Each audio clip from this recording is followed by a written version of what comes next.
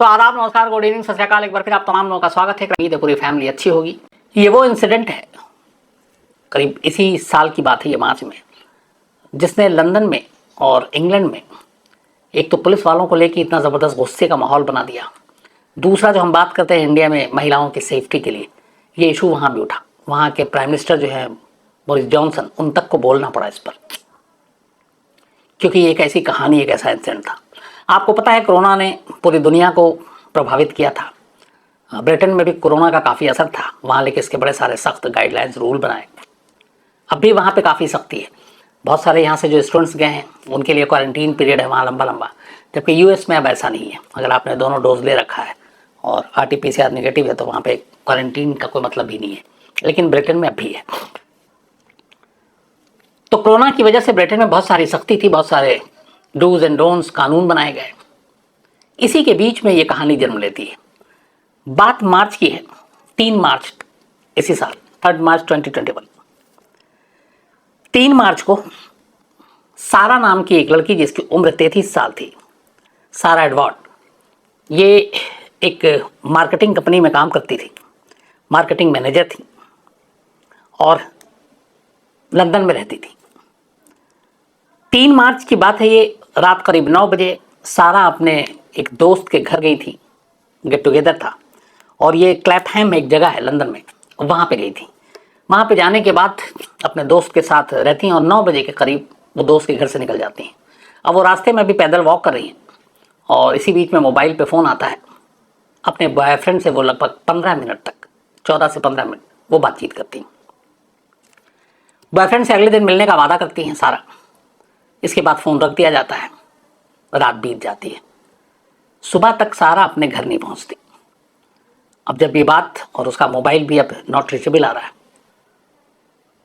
उसके बॉयफ्रेंड को जब पता चलता है सारा से कांटेक्ट नहीं हो पा रहा है, उनके घर वालों से कांटेक्ट करता है। फिर वो बताता है कि रात मेरी बात हुई और कल हमारी मुलाकात थी। तो उन लोगों को फिक्र होती है। इसके बाद सारा का बॉयफ्रेंड पुलिस में जाकर सारा की गुमशुदगी की रिपोर्ट लिखा देता है। ब्रिटेन पुलिस इस रिपोर्ट के लिखने के बाद फौरन अलर्ट हरकत में आती है और उसके बाद अब उसकी तलाश शुरू करती है। शुरुआत में एक CCTV फुटेज मिलता है जिसमें सारा को एक सड़क से गुजरते हुए देखा गया। वो पैदल जा रही थी, उसी ड्रेस में थी जिस ड्रेस में वो अपने दोस्त के घर से निकली थी। पुलिस अपनी तफ्तीश कर रही है लेकिन कोई सुराग नहीं मिल रहा है। इसके बाद 2 दिन के अंदर अंदर पुलिस को एक दूसरी CCTV फुटेज मिलती है। उसमें भी सारा एक सबवे के पास से गुजर रही है और वो कैद हुई कैमरे में, तब भी वो अकेली थी। ये दोनों तस्वीरें पुलिस ने जारी की, लोगों के लिए अपील की कि सारा को अगर किसी ने देखा है, कोई जानकारी हो तो आप उसकी मदद करें। अब इसके बाद इसके ज़रिए, चूँकि सारा एक 33 साल की लड़की और इस तरह से गायब होना, मीडिया में खबरें आने लगी। सारा की गुमशुदगी की जानकारी देने वालों की जब बातें आई तो बहुत सारे लोगों ने फ़ोन भी किया। उन्होंने कहा कि हाँ, मैंने 3 मार्च की रात को ऐसे से इस हुलिया की लड़की को देखा, लेकिन पुलिस वहाँ तक पहुँचे भी कोई फ़ायदा हुआ नहीं और तफ्तीश जारी रही। करीब 3-4 दिन बीत गए, पुलिस को कोई सुराग नहीं मिला। अब पुलिस ने क्या किया कि घर घर जाकर लोगों से पूछना और तलाशी लेने का फैसला किया। कहते हैं कि सैकड़ों घर पुलिस की टीम पहुंची, स्कॉटलैंड इसकी, और सारा के बारे में जानकारी जुटाना शुरू किया, लेकिन कोई खबर नहीं मिली। दिन बीतता गया। 3 मार्च को गायब हुई थी, 4, 5, 6, 7, 8 मार्च बीत गया, लेकिन सारा का कोई सुराग नहीं मिला। इस दौरान में खोजी कुत्ते, पुलिस के सैकड़ों जवान, हज़ारों घर, हज़ारों लोग, इनसे पूछताछ हुई, लेकिन कोई सुराग नहीं मिला। इस दौरान पुलिस अपनी तफ्तीश कर रही थी और तभी एक और CCTV फुटेज पुलिस को मिलती है। इस CCTV फुटेज के बाद 9 मार्च, सारा की गुमशुदगी के ठीक 6ठे दिन, पुलिस एक शख्स को गिरफ्तार करती है। उसका नाम था वेन कुजेंस। वेन कुजेंस के साथ एक लेडी को भी गिरफ्तार करती है। इसके बाद पुलिस वहाँ मीडिया को ब्रीफ करती है कि हमने सारा की गुमशुदगी के सिलसिले में, बल्कि उसकी किडनैपिंग के शक में 2 लोगों को गिरफ्तार किया, एक वेन कुजेंस और एक लेडी जिसने उसकी मदद की। अब ये वेन कुजेंस कौन, किसी को मालूम नहीं। पुलिस ने इससे ज़्यादा उसके बारे में जानकारी देने से साफ मना कर दिया। नाम भी ये बाद में आया। उन्होंने कहा हमने एक सस्पेक्ट को गिरफ्तार किया। 9 मार्च को ये गिरफ्तारी हुई, लगा कि अब शायद सारा के बारे में कोई जानकारी मिल जाए। लेकिन इस गिरफ्तारी के 24 घंटे बीत गए, सारा के बारे में कोई जानकारी नहीं मिली। अब ये जो सस्पेक्ट को पकड़ा था वो पुलिस की कस्टडी में था, पूछताछ होती रही।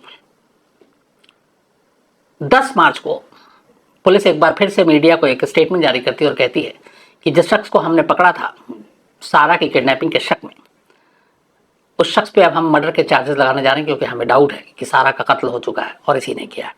अब भी आइडेंटिटी डिस्क्लोज नहीं की थी। इसके बाद 10 मार्च के बाद अब पुलिस और अपनी जांच आगे बढ़ाती रहती है।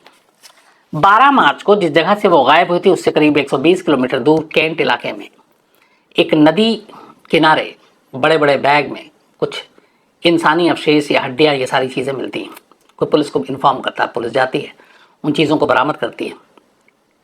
बरामद करने के बाद उसे फॉरेंसिक टेस्ट के लिए भेज दिया जाता है। और ये बात थी 11 मार्च की रात। 12 मार्च होते होते पुलिस को पता चलता है उस जो बरामद हुई थी उसके दांत के सैंपल से कि जिस इंसान के अवशेष हैं, जो हड्डियाँ और बाकी चीज़ें हैं, वो कोई और नहीं बल्कि सारा है।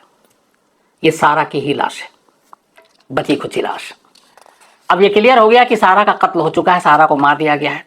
सस्पेक्ट उनके पास था। इसके बाद पुलिस पहली बार नाम डिस्क्लोज करती है और बताती है कि जिसे उन्होंने पकड़ा है उसका नाम वेन कुजेंस है और ये लंदन पुलिस का एक अफसर है। हाल में लंदन में जो यूएस एम्बेसी थी उस प्रेमाइसेस में इसकी ड्यूटी लगी हुई थी। जो एम्बेसी और बाकी चीज़ें थी लंदन में, जो वहाँ पे ये हमेशा अक्सर इसकी ड्यूटी पे ये तैनात होता था। 2018 में इसने लंदन पुलिस ज्वाइन किया था। इसके 2 बच्चे और पत्नी थी और एक आम आदमी था, एक आम पुलिस वाला। उसके बारे में कभी कोई शिकायत नहीं, कोई रिपोर्ट नहीं।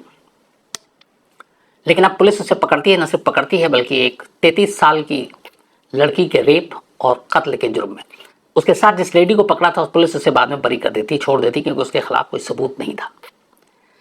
अब पुलिस यहाँ तक कैसे पहुंची और कहानी क्या थी? जब पुलिस सारा को ढूंढ रही थी, उसके सारे सीसीटीवी फुटेज खंगाल रही थी, तभी एक जगह पे पुलिस को एक गाड़ी मिलती है और उस गाड़ी में सारा बैठती हुई दिखाई देती है। और उस गाड़ी में बैठती हुई दिखाई देती है, उसके साथ एक शख्स और दिखाई देता है, वो सादी वर्दी में था। उस गाड़ी के नंबर के जरिए पता चलता है कि यह शख्स कोई और नहीं बल्कि लंदन पुलिस का एक अफसर है जिसका नाम वेन कुजेंस है। इसी के बाद 10 मार्च को पुलिस उसे उठाती है। 12 मार्च को जब ये कंफर्म हो गया कि सारा की डेथ हो गई है, तब वो उसके बाद उसका नाम डिस्क्लोज करती है। लेकिन अभी तक वेन ने इस क्राइम में अपना हाथ होने से मतलब एक्सेप्ट नहीं किया, लगातार इनकार करता रहा। लेकिन फिर पुलिस एक एक करके उसके सारे सबूत इकट्ठा करती रही ताकि वो इनकार ना कर सके। पता चला कि 28 फरवरी 28 फेब को इस इंसिडेंट से करीब 3-4 दिन पहले वेन कुजेंस ने, इस पुलिस अफसर ने, एक सेकेंड हैंड गाड़ी खरीदी थी। अब इस गाड़ी का क्या यूज़ था, अचानक क्यों खरीदा, उसके 3 दिन बाद ये इंसिडेंट क्यों हुआ, ये सारी कड़ियों को पुलिस ने जोड़ा।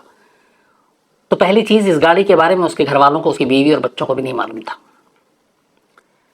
इस गाड़ी के खरीदने के बाद 3 मार्च को उसने अपने घर पे ये कहा कि मैं जा रहा हूँ, आज मेरी नाइट ड्यूटी है। और उस दिन उसकी ड्यूटी थी ही नहीं, उस दिन उसका ऑफ था।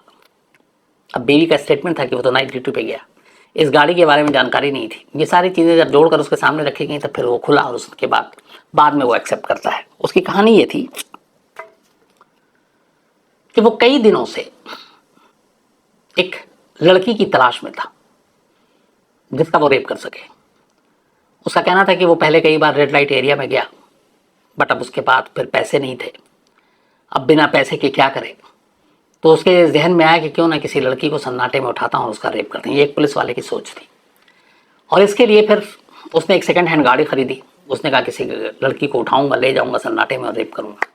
लेकिन अब आगे कैसे? इस दौरान में चूंकि पुलिस में था, कोरोना को लेकर बहुत सारे उसके सारे रूल्स रेगुलेशन पता थे।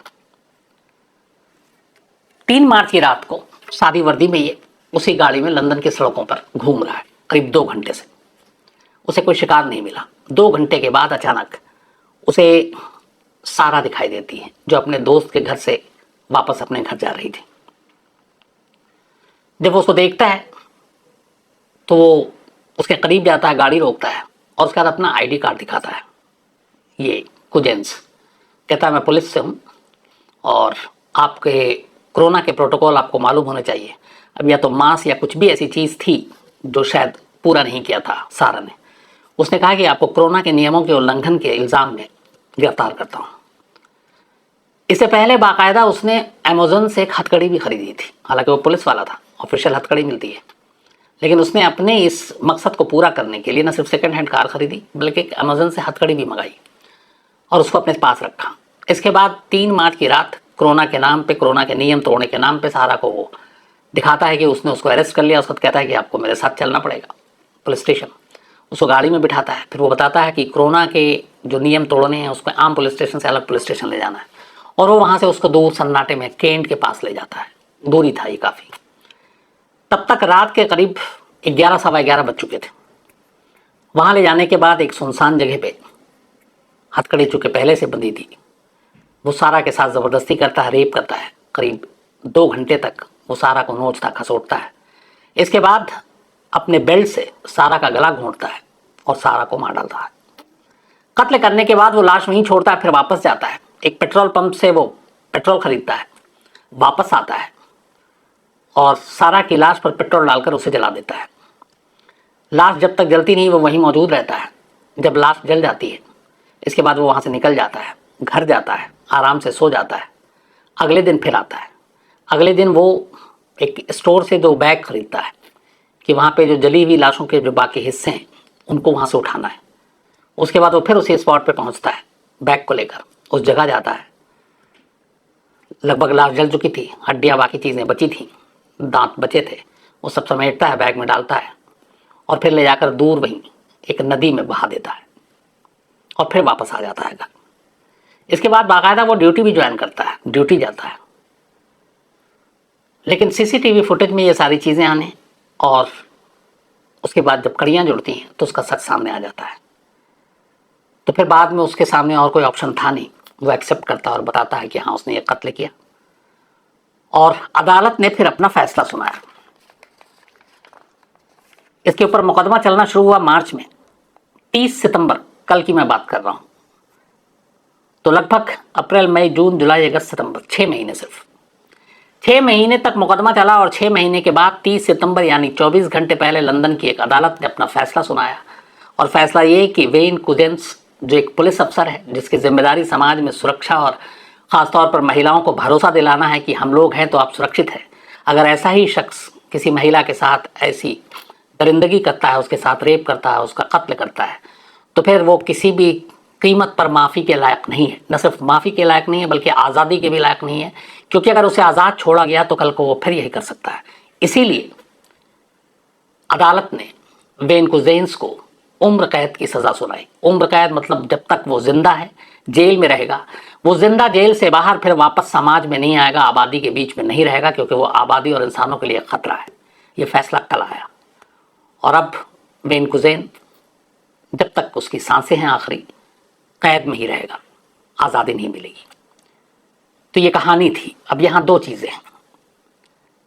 गोरखपुर में जो कल हुआ, 27 सितंबर को 6 पुलिस वाले, लेकिन ये देखिए कि पोस्टमार्टम रिपोर्ट आ गई, शख्स की जान चली गई। हमारे यहाँ अब भी ये है कि ये गैर इरादतन हत्या का भी मामला दर्ज हुआ है। मतलब ये था कि मारने का इरादा नहीं था, मर गया, जबकि पुलिस वाले थे वर्दी में। दूसरा, जिन डीएम और एसएसपी ने इस पूरे मामले में बचाने की कोशिश की और ये कहा मनीष गुप्ता की पत्नी से कि आप मुकदमा दर्ज मत करो, ये 6 पुलिस वालों का परिवार बर्बाद हो जाएगा, उन दोनों के खिलाफ कोई कार्रवाई नहीं। और सुना कि इन दोनों की पहुंच बहुत ऊपर तक है, एसएसपी साहब की भी और डीएम साहब की। तो शायद हमारे यहाँ ये सारी चीज़ें चलती हैं, यही वजह है। वरना दूसरा नज़ीर ये है कि इस सारा एडवर्ड की गुमशुदगी, कत्ल और रेप को लेकर लंदन में एक मुहिम सी छिड़ गई थी। इतना गुस्सा और आक्रोश था लोगों का पुलिस प्रशासन पर। लेकिन वहाँ ये सब कुछ हुआ, 6 महीने के अंदर फैसला भी हुआ और 6 महीने में फैसला आ गया, उम्र कैद की सज़ा भी हो गई एक पुलिस अफसर को। तो ये फ़र्क है। और जब तक इस तरीके से तेज़ी से फैसले नहीं होंगे, मुझे नहीं लगता कि क्राइम को आप इस तरीके से रोक सकते हैं। तो ये थी कहानी लंदन की उस 33 साल की लड़की सारा के रेप और मर्डर की,